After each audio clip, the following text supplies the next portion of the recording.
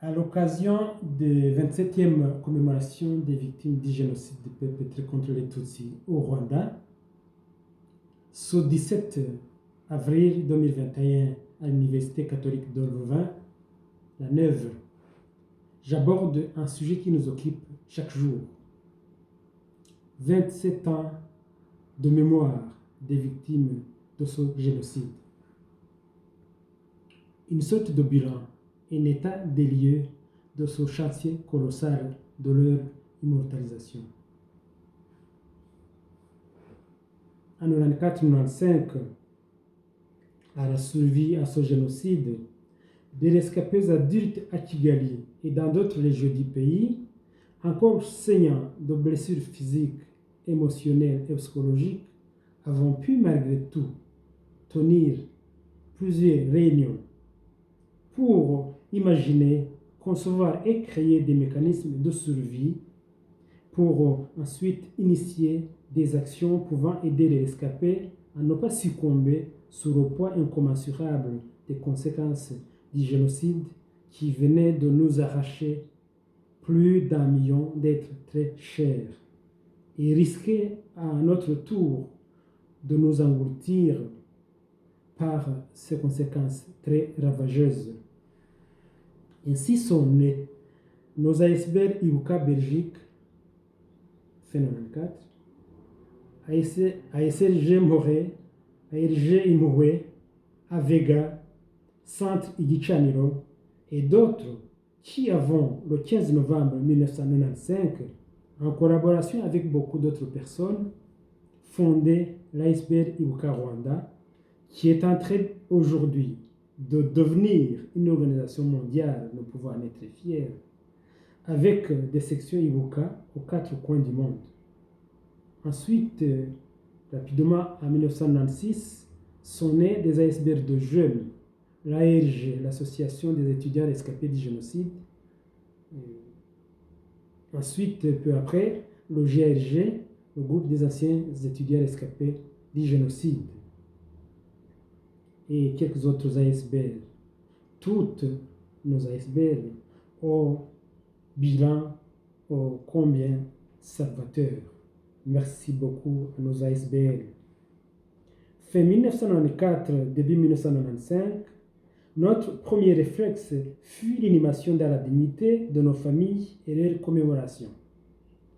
Une action qui, depuis lors en 1995, est organisée chaque année, main dans la main par l'État rwandais et les rescapés, comme c'est le cas aujourd'hui au Rwanda et dans la diaspora.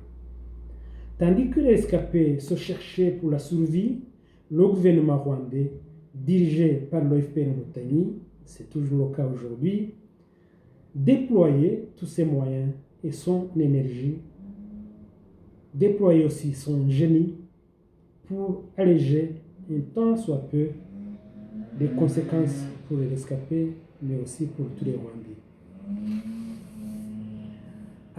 Après ce rappel, posons-nous des questions et y répondons. Posons-nous des questions sur 27 ans de mémoire. Répondons-y et parlons des actions impérieuses pour bien aboutir la construction de la fondation colossale plus que bétonnée, inaltérable à vie pour l'immortalisation des victimes du génocide des Tutsis au Rwanda en 1994. Laquelle immortalisation assurera aux générations futures les commémorations apaisées sur toutes les collines du Rwanda, dans toutes les villes du Rwanda et partout au monde.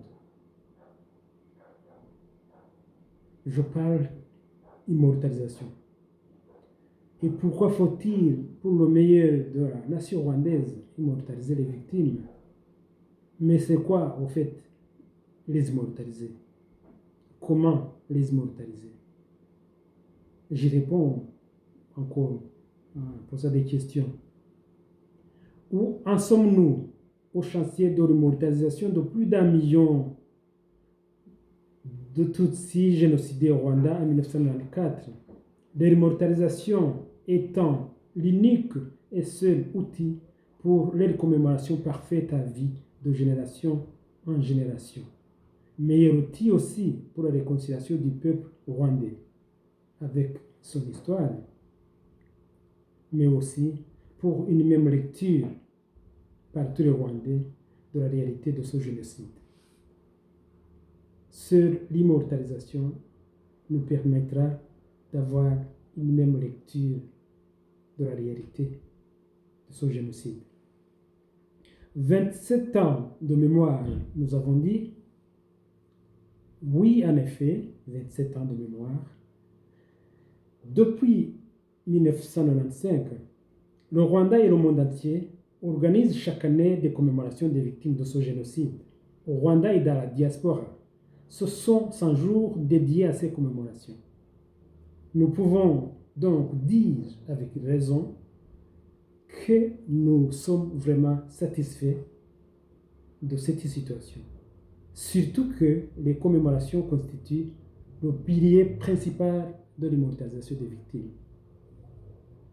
Également, depuis 1995, des mémoriaux ont été construits. Ils sont aujourd'hui déjà érigés dans presque chaque secteur administratif du Rwanda. Ils sont aussi érigés dans les jardins de certaines institutions, ministères et autres établissements publics et privés au Rwanda. Hélas, beaucoup d'autres établissements n'ont pas encore posé cet acte mémoriel. Dans la diaspora, nous saluons aussi l'existence des mémoriaux dans certains pays, y compris en Belgique, en France, mais c'est encore timide, particulièrement ici en Belgique, où nous ne comptons à peine que 2 mémoriaux. Nous espérons en avoir encore un 3e cette année. Cependant, par rapport à ces mémoriaux, il est interpellant de constater que ces mémoriaux n'ont pas encore gravé au mur les noms des victimes. En effet, à Kigali, c'est le mémorial de Gisozi et celui de Rebero ont déjà ébauché la liste nominative des personnes y ensevelies. L'on comprend cette difficulté dans les grands mémoriaux d'inscrire 10 000 noms, 20 000, 40 000 noms et plus. Une solution alternative plus porteuse se présente. C'est quoi cette solution alternative? Eh bien, il serait vraiment souhaitable, il serait très très important et très très urgent d'avoir les noms des victimes inscrits à un mur ou à un panneau colossal dans chaque cellule administrative, dans chaque village du Rwanda, là où les victimes habitaient au moment de leur massacre, là où ils étudiaient, là où ils travaillaient. Prenons quelques exemples qui nous prouvent que c'est possible, ce travail d'immortalisation, en écrivant les noms sur des panneaux dans tous les villages du pays. L'exemple du panneau érigé à l'établissement public Electrogas à Kigali, ou encore le mur érigé au groupe scolaire Apakop à Kigali. Nous comptons encore quelques établissements à Kigali et même dans d'autres villes qui ont réussi ce travail mémoriel noble, mais ils se comptent à compte-gouttes. Nous avons notamment le cas du mur mémoriel érigé à l'université du Rwanda à Butare. Je le répète, pourquoi faut-il, pour le meilleur de la nation rwandaise, immortaliser les victimes? Je pose toujours la question, c'est quoi les immortaliser? Comment les immortaliser? J'y réponds, pourquoi avoir leur nom et leur vécu en une phrase inscrite sur un mur ou un panneau dans chaque village du Rwanda, dans chaque société, dans chaque école où ils travaillaient et où ils étudiaient. Je réponds par une invitation à réfléchir. Projetons-nous dans 100 ans. Si les générations de cette époque à venir ne seront pas en train de voir et lire les noms et le vécu des victimes qu'ils seront en train de commémorer dans leurs villages et leurs villes, les Tutsis génocidés ne seront devenus que des corps enterrés dans des mémoriaux et leur commémoration sera abstraite. Les victimes du génocide seront tombées dans l'anonymat par l'usure du temps. En revanche, si leurs noms sont lus, leurs vécus enseignés dans 100 ans, ils seront devenus immortels. Ils seront en train d'être commémorés en tant que personnes nommément connues. Alors que sans leur nom, ce serait commémoré le génocide ou l'histoire du génocide. S'il vous plaît, je vous en prie, nous ne commémorons pas le génocide. Les générations à venir n'auront pas à commémorer le génocide. Non, nous commémorons les victimes du génocide perpétré contre les Tutsis en 1994. À l'avenir, on devra commémorer les victimes du génocide perpétré contre les Tutsis en 1994. Pas que l'histoire de ce génocide. Si on n'a pas leur nom, si on n'enseigne pas leur vécu, ça serait commémoré que l'histoire.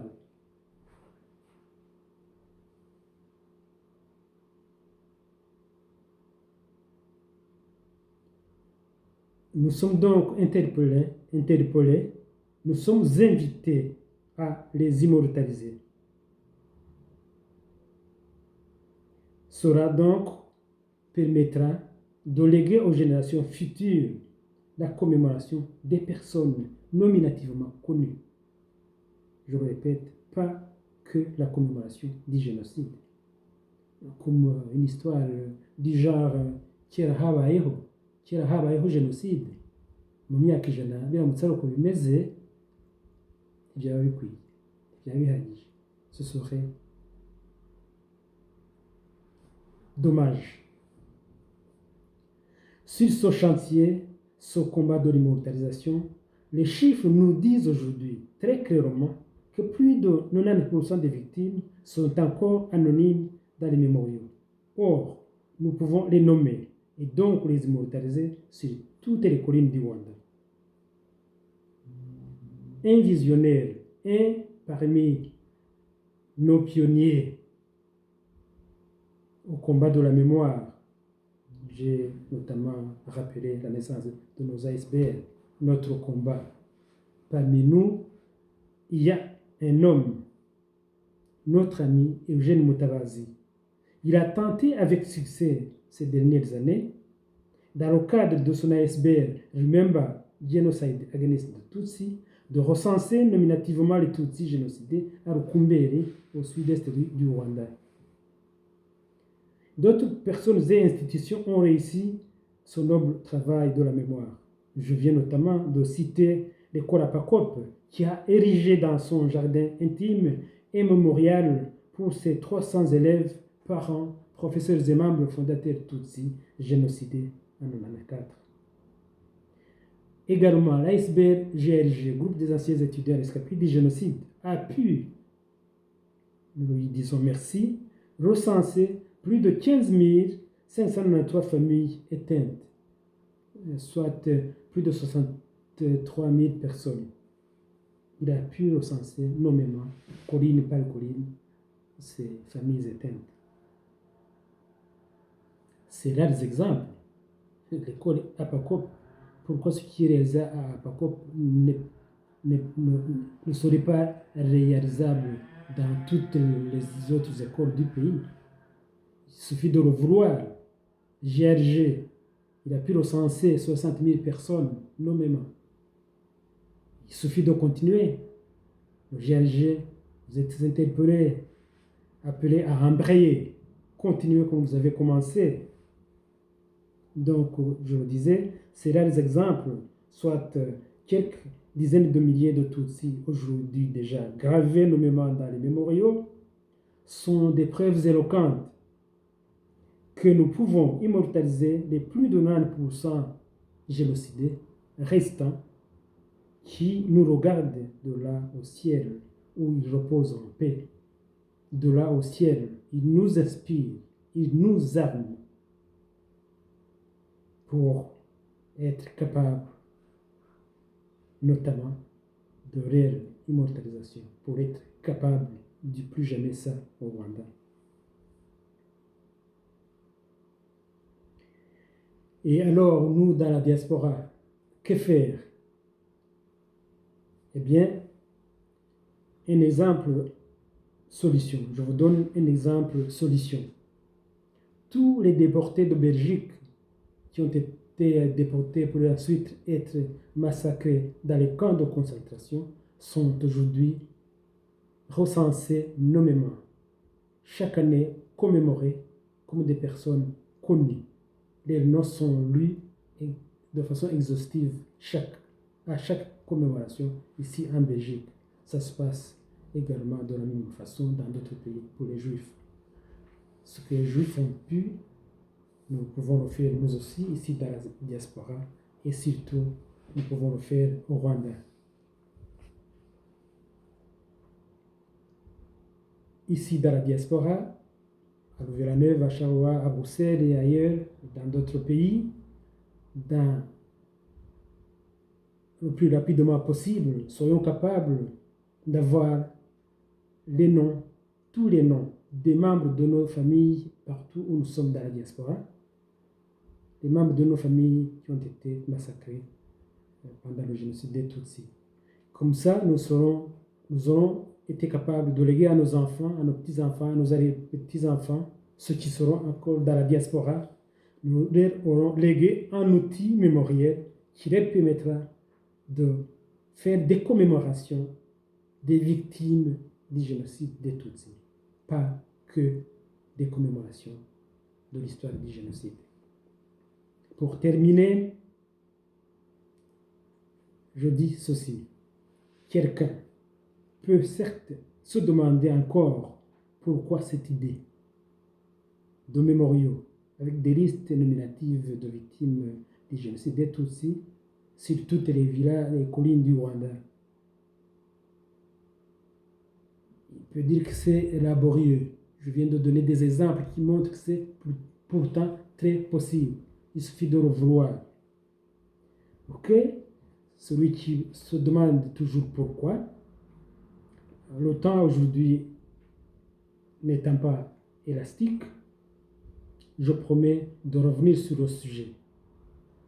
Je ne doute pas que d'autres personnes, d'autres institutions, nos ASBR et autres institutions, je ne doute pas qu'ils reviendront sur le sujet et j'espère avec plus de capacité d'expliquer et de convaincre que moi. Merci pour votre aimable attention.